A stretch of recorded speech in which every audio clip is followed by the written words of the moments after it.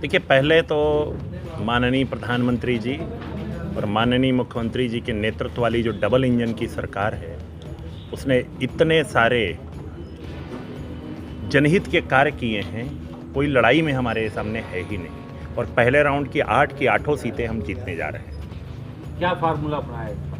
निश्चित तौर पे फार्मूला आपसे कोई चीज़ छुपी नहीं है।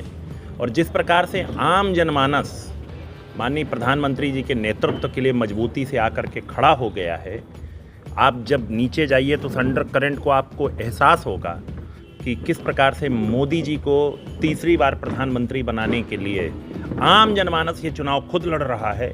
तो मैं तो सिर्फ इतना कहूँगा, अब की बार 400 पार। अच्छा, गठबंधन को लेकर क्या कहेंगे? गठबंधन जो चुनाव लड़ रहा है उसको लेकर? देखिए, उनका आत्मविश्वास खत्म हो चुका है। उन्हें बार बार प्रत्याशी बदलने पड़ रहे हैं, आपस में उनके लड़ाई है, संगठन उनके बिल्कुल एक तरह से अनिश्चय की स्थिति में है कि वो क्या करें। तो ऐसी स्थिति में आप चुनाव क्या लड़ेंगे जब आप बिल्कुल एक ऐसी स्थिति में खड़े हैं कि आपके चारों तरफ अंधेरा है। उनको ये पता है कि उस अंडर करंट को एहसास वो कर पा रहे हैं और ये समझ रहे हैं कि अब की बार लड़ाई हमारे बस की नहीं है। अच्छा, रामपुर एक मुस्लिम बहुल्य सीट है और आपके यहाँ पे विधायक भी हैं और मुस्लिम बहुल्य हैं, मुस्लिम भी हैं, तो आप भारतीय जनता पार्टी को मुस्लिम वोट दिलवाने में कहाँ तक सहायक हैं? देखिए, मैं पहले तो एक बात कहूँगा, एनडीए की सरकार न धर्म की न जाति की बात करती है। ये तो हमारे विपक्षी साथी उसको हर एजेंडे के रूप में ले जाते हैं। हमारा इस मामले में बिल्कुल स्पष्टता के साथ कहना है कि एनडीए का पहला विधायक रामपुर ने जिता करके दिया था, वो भी विपरीत परिस्थितियों में। आप ही लोग कहते थे कि पार पाना बड़ा मुश्किल है और मैं उस समय आपके सामने रूबरू होकर के कहा था कि अब की बार हम रामपुर का इतिहास बदल देंगे।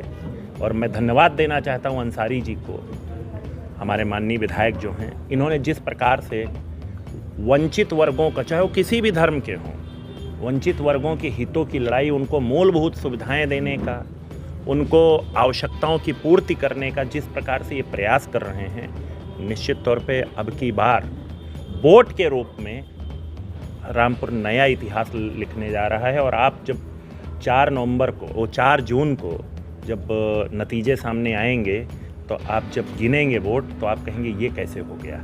यहाँ पर और भी प्रत्याशी हैं, कुल 6 प्रत्याशी हैं, जिसमें 2 निर्दलीय हैं और 4 पार्टी से। क्या कहेंगे? प्राचार्य जी सुप्रीम कोर्ट के अधिवक्ता हैं, ईवीएम को लेकर बड़ा सवाल उठा रहे हैं और रोज कोई ना कोई खुलासा कर। देखिए, मेरा इस पे तो बड़ा साफ कहना है, इसी ईवीएम से तेलंगाना का चुनाव हुआ, वहाँ कांग्रेस जीती, वहाँ सवाल क्यों नहीं उठा? कांग्रेस ने कर्नाटक का चुनाव जीता, वहाँ सवाल क्यों नहीं उठा? तो ईवीएम उनके दिमाग में बैठ गया है, वो नीचे उनके पैरों के नीचे से ज़मीन खिसक चुकी है, जनता उनसे भाग रही, वहाँ उनका ध्यान नहीं जा रहा है और वो ध्यान अपनी कमजोरियों को छुपाने के लिए तमाम प्रकार के बहाने बना रहे हैं। अच्छा, जिस तरीके से रामपुर आजम खाना गढ़ रहा है, लेकिन अभी भी वोटर बड़ा खामोश है, क्या कहें? देखिए, किसी का गढ़वड़ नहीं है।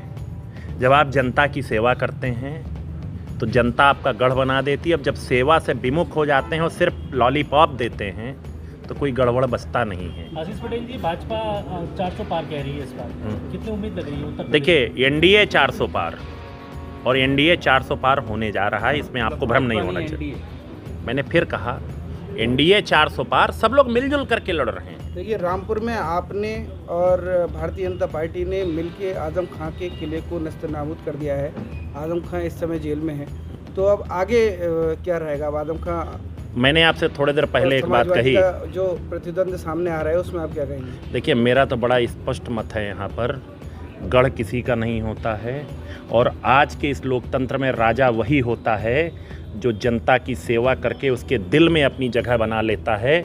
अब तो सफीक जी के सामने एक अवसर है, हाँ, कि अपनी सेवा से ये गढ़ क्या, दुर्ग क्या, महलों को नेस्तनाबूद कर दें। मैं बस यही कहूँगा। अच्छा, एक पार्टी के प्रत्याशी नदवी साहब, वो चुनाव मैदान में, मौलाना नदवी साहब चुनाव मैदान में, क्या कहेंगे? आज हेलीकॉप्टर का टिकट आया था। देखिए, मैं उनका सम्मान करता हूँ और उनका है, लेकिन वो यहाँ से जिस प्रकार से वो चुनाव लड़ने आए हैं हवाई जहाज़ से, वो हवाई जहाज़ का चुनाव नहीं है। यहाँ पर जनता के बीच रह करके, उनके विषयों को सुन करके, उनकी समस्याओं को हल करके चुनाव लड़ना पड़ेगा।